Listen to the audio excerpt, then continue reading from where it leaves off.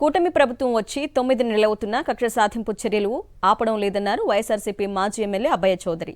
ఇది red book రాజ్యాంగమా లేక TDP రాజ్యాంగమా అని ప్రశ్నించారు.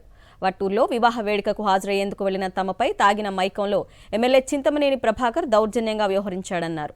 కర్రలతో మా కార్యకర్తలపై దాడి చేశారని చెప్పారు. కక్ష సాధింపు చర్యలు సరికాదన్నారు. టీడీపీ నేతలు దౌర్జన్యాలకు పాల్పడితే అట్టుకు అట్టు తిరిగిస్తామంటున్న మాజీ ఎమ్మెల్యే అబ్బయ్య చౌదరితో మా ప్రతినిధి రాజు ఫేస్ టు ఫేస్. దెందులూరు నియోజకవర్గ మాజీ ఎమ్మెల్యే రౌడీజం కూడా పరాకాష్ఠకి చేరిందని చెప్పొచ్చు. నిన్న చూస్తే కనుక ఎక్కడున్నట్టు వైఎస్ఆర్సీపీ శ్రేణులపై కాకుండా మాజీ ఎమ్మెల్యేకి సంబంధించినటువంటి డ్రైవర్ ఎత్తున్నారు, ఆయన మీద కూడా దాడికి చర్య పాల్పడ్డారు. దీనికి సంబంధించి మనతో మాట్లాడేందుకు దెందులూరు నియోజకవర్గం మాజీ ఎమ్మెల్యే కొట్టారు అబ్బయ్య చౌదరి ఉన్నారు. సార్ చెప్పండి, ఏం చూస్తారు ఈ దాడుల సంస్కృతి మరొకసారి రిపీట్ చేస్తూ ఇలా నోటుకు వచ్చినట్టు పచ్చి బూతులు తిట్టా ఏం చూస్తారు ఇలాంటి?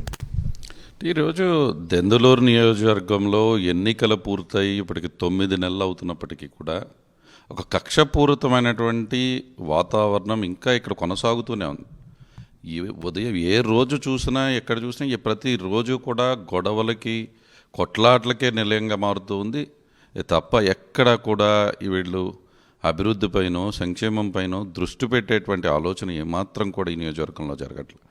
ఇది మరి ఏ రాజ్యాంగమో నాకు అర్థం కావట్లేదు. ఇది రెడ్ బుక్ రాజ్యాంగమా లేకపోతే వేరే ఉన్న తెలుగుదేశం రాజ్యాంగం నాకు అర్థం కానటువంటి పరిస్థితి. ఎందుకంటే ఈరోజు నిన్న జరిగిన సంఘటన ఏంటి అసలు? పద్మావతి కళ్యాణ మండపం ఒట్లూరులో ఒక వివాహ వేడుకకు నేను హాజరు కావటం జరిగింది. ఆ వివాహ వేడుక నన్ను ఆహ్వానించారు, నేను అక్కడికి వెళ్ళటం జరిగింది. నాతో పాటుగా అనేక మంది పెద్దలు ఉన్నారు ఆ రోజు అక్కడ. నేను ముందుగా వివాహానికి వెళ్ళాను, దిగి పైకి వెళ్ళి వధువులను ఆస్వాదించి నేను కిందకి రావటం జరిగింది. అక్కడ ఉన్నటువంటి మా నాయకులతో మాట్లాడుతూ ఉన్నాం. అదే సమయంలో ప్రభాకర్ రావటం, అక్కడి నుంచి వెళ్ళి అతని కారు ఎక్కడం, వెళ్ళిపోయే ప్రయత్నం. అసలు నేను ముందు వచ్చాను, నా కారు చాలా పక్కకు పెట్టుంది.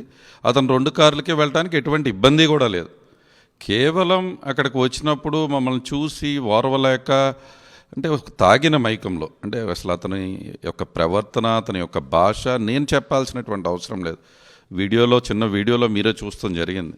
అసలు అటువంటి ప్రవర్తన ఒక శాసనసభ్యుడిగా ఉన్నటువంటి వ్యక్తి ప్రవర్తిస్తాడు, అట్లా మాట్లాడతాడని మొదటిసారి నేను కూడా చూడటం. అటువంటి ప్రవర్తన అంటే ఎలా అయితే తాగేసినటువంటి వ్యక్తి రోడ్డు మీద ఏమీ తెలియని మైకంలో ప్రవర్తిస్తాడో అలాగే అతను కూడా ప్రవర్తించడం చాలా, అంటే ఇది అసలు నిజంగా చూస్తూ ఉంటే చాలా బాధ వేసింది కూడా. ఎందుకంటే అక్కడ ఉన్నటువంటి ఆడపిల్లలు ఉన్నారు, చాలామంది వివాహానికి వచ్చినటువంటి పెద్దలు ఎంతోమంది ఉన్నారు. వాళ్ళందరి ముందు కూడా అటువంటి మాటలు మాట్లాడటం అంటే నిజంగా నీచమైనటువంటి భాష.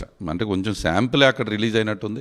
తర్వాత కూడా ఒక కర్ర ఏదో తీసుకుని తన కారులో నుంచి రాడ్డో తీసుకుని ఆల్మోస్ట్ 4 మా కార్యకర్తలను కొట్టడం మీరే చూసారా వీడియోలో. ఏ విధంగా మా డ్రైవర్ గారిని ఏ విధంగా అతను మాట్లాడినటువంటి భాష, ఇది కరెక్టా అని అడుగుతున్నా. ఈరోజు ప్రభుత్వం కూడా ఆలోచించాల్సినటువంటి అవసరం ఉంది. ఇటువంటి సాంప్రదాయాలని మీరు తీసుకురావాలని ఈరోజు ప్రజలు మీకు ఓట్లు వేసి మిమ్మల్ని గెలిపించింది. ఈ 9 నెలల్లో మీరు చేసింది ఏంటి? ఇకనైనా నేను కోరుతూ ఉన్న నియోజకవర్గ ప్రజలు మిమ్మల్ని ఆశీర్వదించింది ఈ నియోజకవర్గానికి మంచి చేయమని, మంచి చేస్తారని భావిస్తూ ఉన్నా. అక్కడ కూడా కార్యకర్తలకు కానీ వీళ్ళు కానీ చూస్తున్నారు.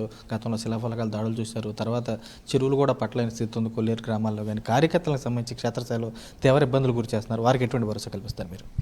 రాబోయే కాలంలో కార్యకర్తలకే పెద్దపీట వేస్తామని ఈరోజు చెప్పడం జరిగింది. అదేవిధంగా ముందుకు వెళ్తాం. కార్యకర్తలు కూడా మేము ఒకటే తెలియజేస్తున్నాం.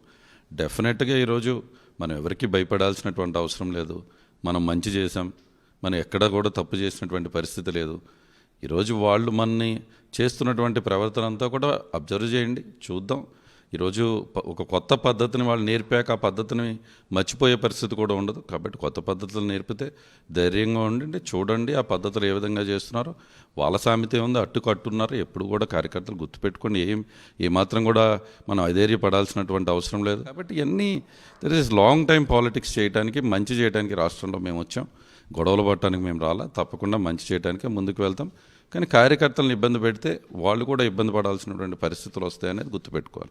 రానున్న రోజుల్లో కూడా కార్యకర్తలకు సంబంధించి కూడా ఇటువంటి నియోజకవర్గం కూడా భరోసా కల్పిస్తాము. ఎటువంటి దాడులు చేసినా కానీ భవిష్యత్తులో కూడా అట్టున్నర కూడా తిరిగిస్తామని చెప్పి ఆయన కూడా స్పష్టం చేసిన బస్సు కూడా కనపడుతుంది. విజయ్ కుమార్ రాజు, సాక్షి, దెందులూరు నియోజకవర్గం.